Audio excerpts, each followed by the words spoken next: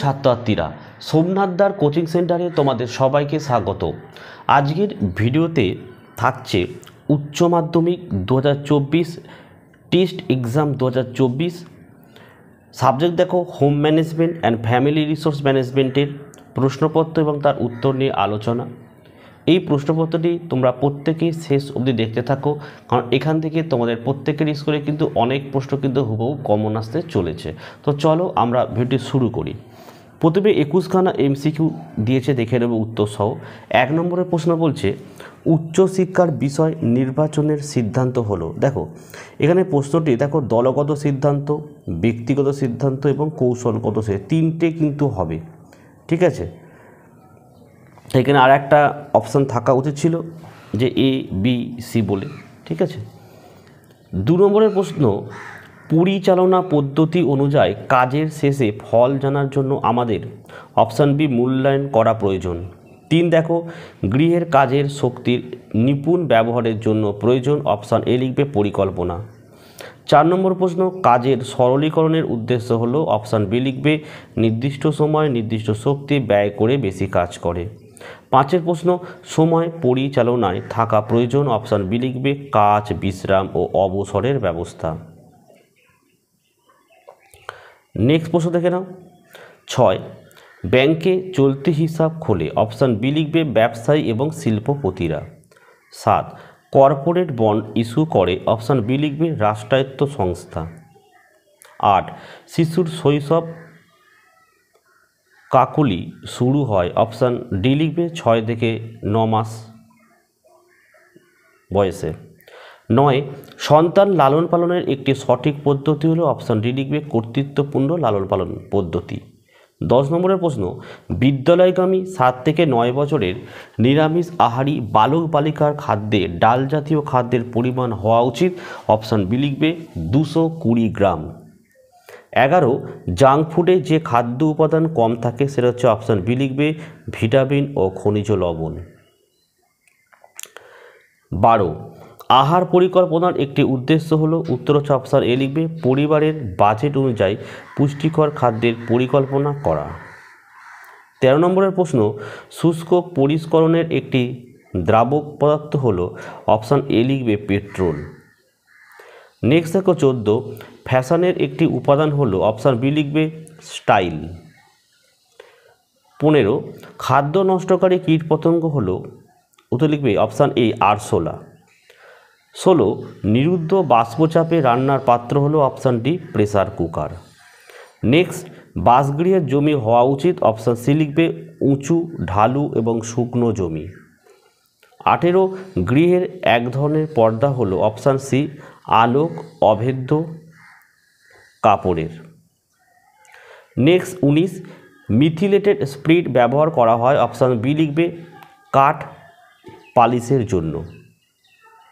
20 consumer disputes redressal অর্থাৎ জেলা স্তরের ফোরামের সদস্য সংখ্যা হচ্ছে, অপশান বি 3 জন। লাস্ট প্রশ্ন স্কুল শিক্ষা হলো, অপশান এ লিখবে প্রথা সম্মত শিক্ষা। ঠিক আছে, এবারে আমরা এসএকিউগুলো একটু দেখে নেব। দেখো এখান থেকে শুরু হচ্ছে এসএকিউ, 14খানা এসএকিউ থাকে এবং অথবা প্রশ্ন অনেকগুলো থাকে, তাই সব কটি প্রশ্ন অবশ্যই তোমরা একবার দেখে যাও। 1 দেখো কাজ সংগঠিত করা বলতে কী বোঝায়। 2 পরিবারের দলগত সিদ্ধান্ত কেন প্রয়োজন। অথবা দিয়ে বলেছে বিজ্ঞানসম্মতভাবে গৃহ পরিচালনার জন্য কী থেকে জ্ঞান আহরণ করা উচিত। 3 উৎপাদনের বা কাজের উপকরণের পরিবর্তনের একটি উদাহরণ দাও। 4 এনইএফটি কথাটির সম্পূর্ণ শব্দ লেখো। 5 জীবন বীমা পলিসির 2টি সুবিধা উল্লেখ করো। অথবা প্রশ্ন ক্রেডিট কার্ডের 2টি অসুবিধা উল্লেখ করো। 6 আইএনআরসি দল কি। 7 পরিবার পরিকল্পনার প্রান্তিক পদ্ধতির একটি উদাহরণ দাও। 8 খাদ্য নির্বাচন প্রভাবকারী 2টি বিষয়ের নাম উল্লেখ করো। অথবা প্রশ্ন কিশোরীদের অ্যানোরেক্সিয়া নার্ভোসা কেন হয়। 9 বাস্তবধর্মী নকশার একটি উদাহরণ দাও। অথবা প্রশ্ন সাবান কোন অ্যাসিডে লবণ। নেক্সট প্রশ্ন দেখো ক্রিসপার্স কি। অথবা প্রশ্ন পপ আপ টোস্টারের একটি সুবিধা উল্লেখ করো। 11 গৃহের একটি সামাজিক কাজ উল্লেখ করো। 12 আসবাবপত্রের উপাদান হিসাবে কি কি উপাদান ব্যবহার করা হয়। অথবা প্রশ্ন আপহোলস্টারি কি। 13 লিফলেটের মাধ্যমে পণ্যের কী কী বিষয় জানা যায়। 14 দৃষ্টি ও শ্রুতিগ্রাহ্য মাধ্যমে দুটি সুবিধা উল্লেখ করো। অথবা প্রশ্ন দলগত যোগাযোগের দুটি সীমাবদ্ধতা উল্লেখ করো। এই এসিকিউগুলো অবশ্যই তোমরা প্রস্তুত করে রাখো, পরীক্ষা এখান থেকে কিন্তু টেস্ট এবং ফাইনাল পরীক্ষাও কিন্তু কমন পাবে। এবার আমরা 7 নম্বরের প্রশ্ন দেখে নেব। 5টি লিখতে হয়, 5 7 35। এ দিয়ে দেখো 1 নম্বর 2 নম্বর দেওয়া হয়েছে, দিয়ে বলেছে গৃহে পরিচালনার গুরুত্ব আলোচনা করো।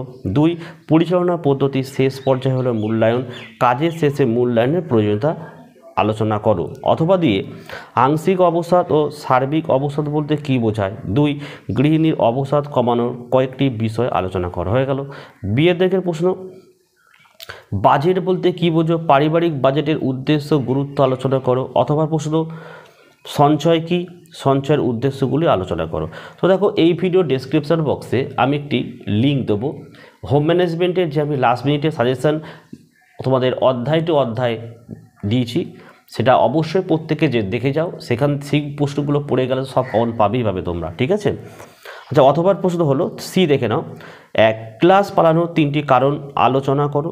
2 ক্লাস পালানোর সমস্যা কিভাবে সমাধান করা যায় সেই বিষয়ে তোমার মতামত দাও। অথবা প্রশ্ন 1 দিয়ে দেখো সুষম আহার কি। 2 সুষম আহারের জন্য CMR এর বিজ্ঞানীরা খাদ্যকে কয়টি ভাগে ভাগ করেছেন ও কী কী। 3 দেখে নাও সুষম খাদ্যের সাধারণ বৈশিষ্ট্যগুলি আলোচনা করো। অথবা দিয়ে দেখো 1 উৎস অনুযায়ী দাগের শ্রেণীবিভাগ করো। 2 দাগ তোলার জন্য ব্যবহৃত 2টি দ্রাবকের নাম লেখো। 3 দাগ তোলার সাধারণ নীতিগুলি বর্ণনা করো। ডি দেখো ডি এর 1 গৃহের প্রয়োজনীয় যন্ত্রপাতি নির্বাচনের সময় কী কী বিষয় বিবেচনা করা প্রয়োজন। 2 গৃহের যন্ত্রপাতি ব্যবহারের সময় কী কী সতর্কতার প্রতি লক্ষ্য রাখা প্রয়োজন তা আলোচনা করো। অথবা প্রশ্ন আভ্যন্তরীণ সজ্জার আনুষঙ্গিক উপকরণকে প্রধানত কটি ভাগে ভাগ করা যায়। 2 কাজের প্রয়োজন সাধক 2টি উপাদানের নাম লেখো।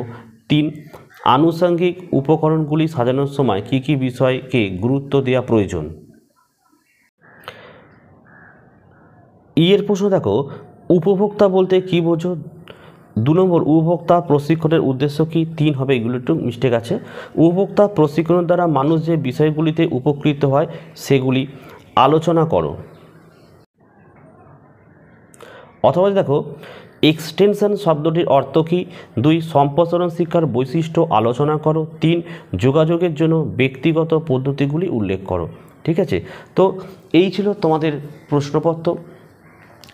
ভিডিও কেমন লাগলো কমেন্ট করে জানাও, ভালো লাগলে একটি লাইক করো এবং চ্যানেলে নতুন হলে চ্যানেলটিকে সাবস্ক্রাইব করো। পাশে থাকা বেল আইকন প্রেস করে অল নোটিফিকেশনটা অবশ্যই অন করো, যাতে আমি যখনই কোনো ভিডিও আপলোড করি সবার প্রথম যেন তোমাদের কাছে পৌঁছে যায়। তো আজকের ভিডিও এখানে শেষ করলাম। তোমরা প্রত্যেকে ভালো থেকো এবং সুস্থ।